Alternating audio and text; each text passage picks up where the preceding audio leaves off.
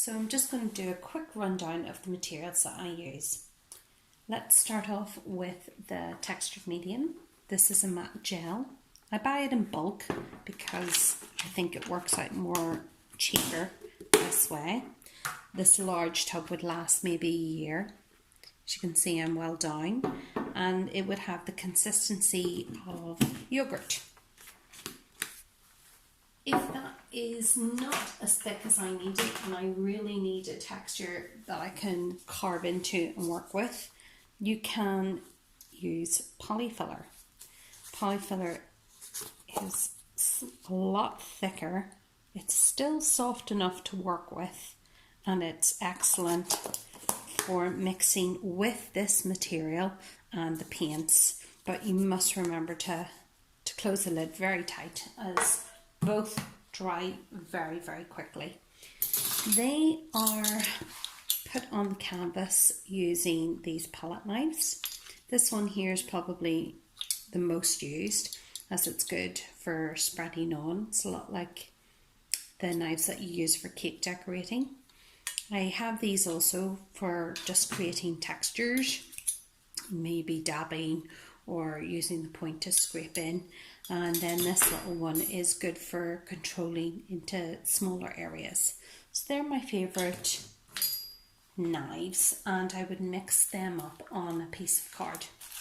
This is a stay wet tray. Now basically it is made up of wet tissue paper, and then you put baking paper on top, and it leaves a a cool surface with a bit of moisture in it that stops your paints from drying out. I'm going to go quickly through the paints now. Let's start off with my reds and pinks.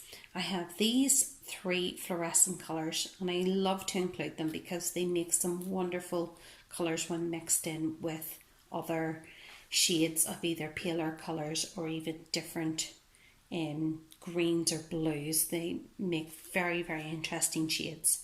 These ones here are along the crimson family, and this one, they are named as crimson, but I would call it more of a burgundy. Then I have some pale pink and some terracotta, pale terracotta. This is a cadmium red hue, and like I said, these are the fluorescents, and this is just an orange. This is a cadmium yellow, but it's deep, and it's very, very similar to this shade. So I've just kind of grouped them together as a little family of pinks, reds and oranges.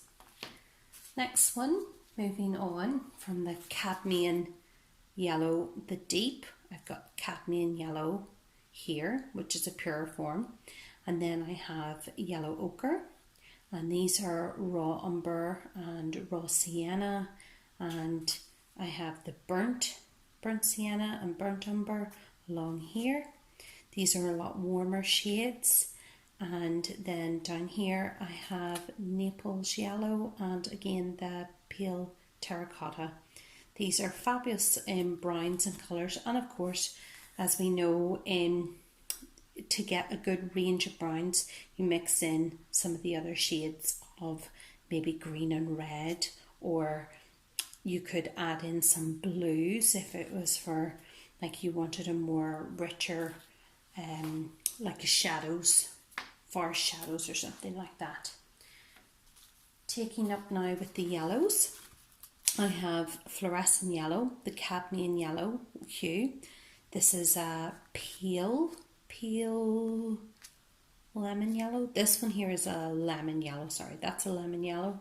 This is a, I think I've got the name of it, it's a, no, it's not coming to mind, buff titanium, and just some white.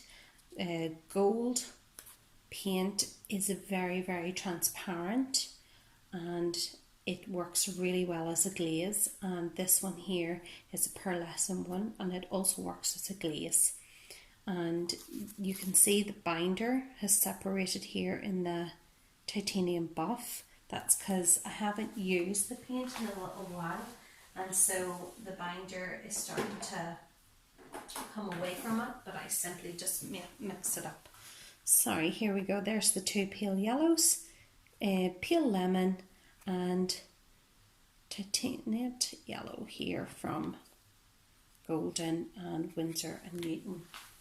I have a variety of different brands, from Winsor and Newton to System 3 to Golden to Liquitex. So you have to usually try out different colours to sort of find ones that you're comfortable with using. Now onto my greens. This is a fluorescent green, but have you noticed that it's very similar to the leaf green? Now that's just to make my greens a little bit more brighter. This is hooker green, terrible name, but it is a very artificial looking green, whereas these three greens here are very earthy. I have my teal, and these are some turquoise colours, lovely deep ones here. They go great with the blue, and then some paler tones here with this is just an olive green, a pale olive green, and this is called green gold. But as you can see, the green gold and these earthy colours go very, very well together. So a lot of greens. And last I have some blue shades. This is a Wedgwood blue, and I like the Wedgwood because it already has this little hint of grey in it, and it's not as bright as this. It can easily be made up though. You add white, a little bit of grey, and a touch of this pure blue here. I think on this one it just has written down as a hue blue. This one here is a Prussian blue, and it's great for shadows. And we have a deep violet and a purple, and this is my ultramarine, and this would be a pale ultramarine. Actually, these three colours are all from the same family, and that's just varied with white being added to it to make those two from that original colour there. And I included in some teal into this family as well as the green family, just to connect the two of them, because it is a colour that I use quite a bit. And lastly, I am just going to show you, I have mixing white here. I have two big ones, and the mixing white is more transparent, whereas the titanium white is more opaque, and you can get you can tone down the colours with titanium white, whereas the mixing white will just make it more translucent, so whatever paint is underneath, it will show through. The paint's grey, and I also have black, and then I have two shades of grey, and that's only because I use quite a lot of grey, and so if I already have a favourite shade of grey, it just means that I can make a note of it and remix the same favourite colours that I love. So this one is called a warm grey, and this one is a pale umber.